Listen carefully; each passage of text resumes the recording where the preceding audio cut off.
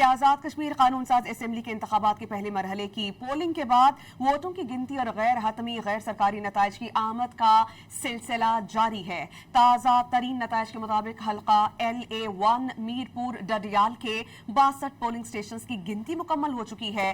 مسلم league نون کے اظہر صادق 8,271 votes لے کر پہلے نمبر پر ہیں۔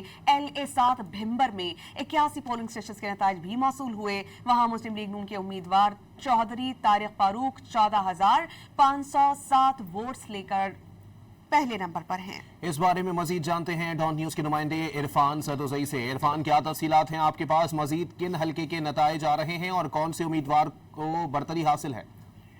جی، غیر حتمی غیر سرکاری نتائج کا سلسلہ جاری ہے اور ابھی تک 61 پولنگ سٹیشن ہیں۔ ان کے فارم 24 کے مطابق علی شان سونی ان کے حلقے سے یہ دوسرے نمبر پہ ہیں، جبکہ چودھری محمد جو رزاق ہے مسلم لیگ نون کے وہ پہلے نمبر پہ ہیں۔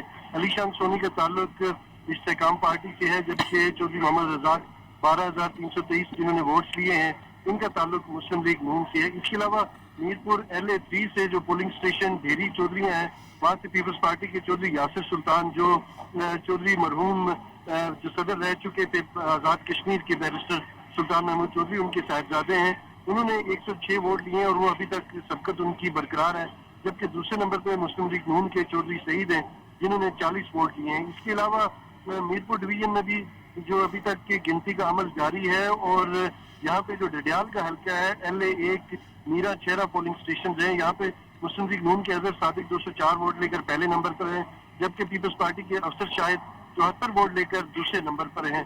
ابھی تک جو حتمی نتائج ہیں ان کا اعلان تو کسی بھی جگہ سے نہیں کیا گیا، لیکن یہ غیر حتمی غیر سرکاری نتائج ہیں اور ووٹوں کی گنتی کا عمل جاری ہے اور اس حوالے سے الیکشنز میں جو بھی بے ضابطیاں ہوئی ہیں، خاص کر کے پاکستان پیپلز پارٹی کو جو تحفظات ہیں، اس حوالے سے بلاول بھٹو زرداری نے یہ فیصلہ کیا کہ وہ آج رات میڈیا سے بات کریں گے 9:45 پہ اور وہ آگاہ کریں گے کہ کن کن پولنگ سٹیشنز پہ بے ضابطیاں ہوئی اور خاص کر کے مسلم لیگ نون کے ووٹرز نے کس طرح ہاتھا پائی کی یا پولنگ کے عمل میں مداخلت کی۔ تو اس حوالے سے پیپلز پارٹی کے کو چیئرمین وہ آگاہ کریں گے اور باقی جو حتمی نتائج ہیں وہ آج رات 12 بجے کے بعد ہی اس کا سلسلہ شروع ہوگا۔ ابھی تک ووٹوں کی گنتی کا عمل جاری ہے۔ جی، بہت شکریہ عرفان۔